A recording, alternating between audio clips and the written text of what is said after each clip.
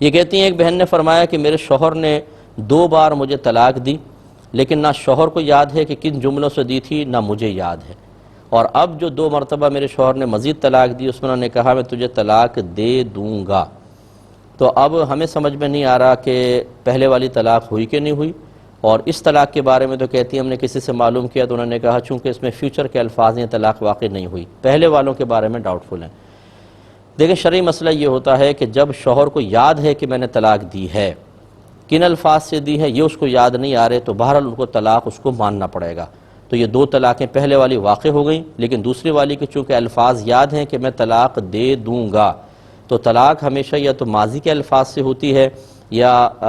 حال کے الفاظ سے، پاسٹ یا پریزنٹ۔ فیوچر کے الفاظ سے طلاق نہیں ہوتی، وہ ارادہ طلاق ہے۔ لہذا اگر شوہر نے کہا میں طلاق دے دوں گا، اس کا مطلب ہے کہ ارادہ کر رہا ہے، یہ طلاق واقع نہیں ہوگی۔ لہذا یہ 2 تو نہیں ہیں، لیکن پہلے والی کے بارے میں چونکہ طلاق دینا تو شوہر کو یاد ہے، الفاظ یاد نہیں آ رہے، اور یہ نہیں ہے کہ ہم ان دوسرے الفاظ پہ قیاس کر لیں کہ اس میں دوں گا کے لفظ کہیں تو پہلے بھی ایسے ہی کہے ہوں گے، یہ اندازہ یا قیاس ہم نہیں کر سکتے ہیں۔ لہذا 2 طلاقیں ہو گئیں۔ اب شوہر کو چاہیے کہ وہ ہوشیار رہے، اگر کبھی زندگی میں ایک بھی طلاق دی تو یہ تیسری طلاق ہو جائے گی، اور اس کے بعد حلالہ کے بغیر دونوں ساتھ نہیں رہ سکتے ہیں، پھر یہ کہ بڑی زندگی ایک آزمائش پہ آ جاتی ہے۔ اس لیے لفظ طلاق کو تو اپنی ڈکشنری سے نکال دیجئے، اپنے جھگڑوں کے حل جو ہیں صبر کے ساتھ کریں، تحمل کے ساتھ کریں،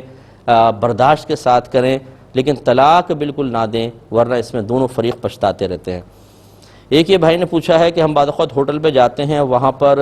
مسلمان بھی آتے ہیں، غیر مسلم بھی آتے ہیں، اور جو برتن ہوتے ہیں اس میں دونوں طرح کے لوگ چائے پی رہے ہوتے ہیں، تو کیا ہم اگر کسی کپ میں چائے پی رہے ہو سکتا ہے کوئی کافر بھی وہاں پی کر گیا ہو، تو ان کپوں میں چائے پینا کیا شرعی حیثیت رکھتا ہے؟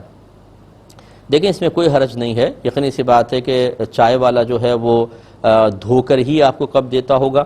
اور فرض کر لیں کہ دھوئے بغیر اس میں چائے ڈال کر دے دیتا ہوگا، تب بھی کافر کی جو نجاست ہوتی ہے وہ اس کے کفر کی بنا پر تو ہوتی ہے، لیکن ظاہری بدن اس کا ناپاک نہیں ہوتا کہ اگر کسی کافر کو آپ ہاتھ لگائیں تو آپ کا ہاتھ ناپاک ہو جائے گا۔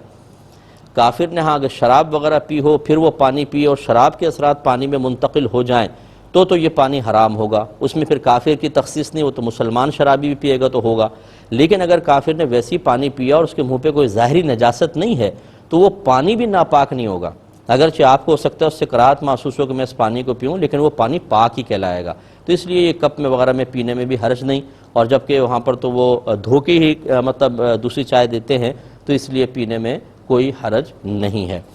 ایک قربانی کے بارے میں پوچھا تھا کہ یہ قصائی کے بارے میں کیا یہ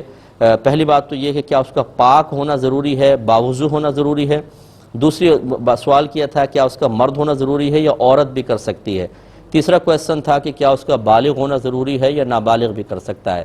تو اچھی طرح یاد رکھیں کہ قربانی کے لیے یا قصائی کے لیے کاٹتے ہوئے پاک ہونا کوئی شرط نہیں ہے، کیونکہ تو فعل ذبح ہے اور اس میں 4 رگیں کٹنی ہیں، چاہے وہ بے وضو ہو، چاہے حالت جنابت میں ہو،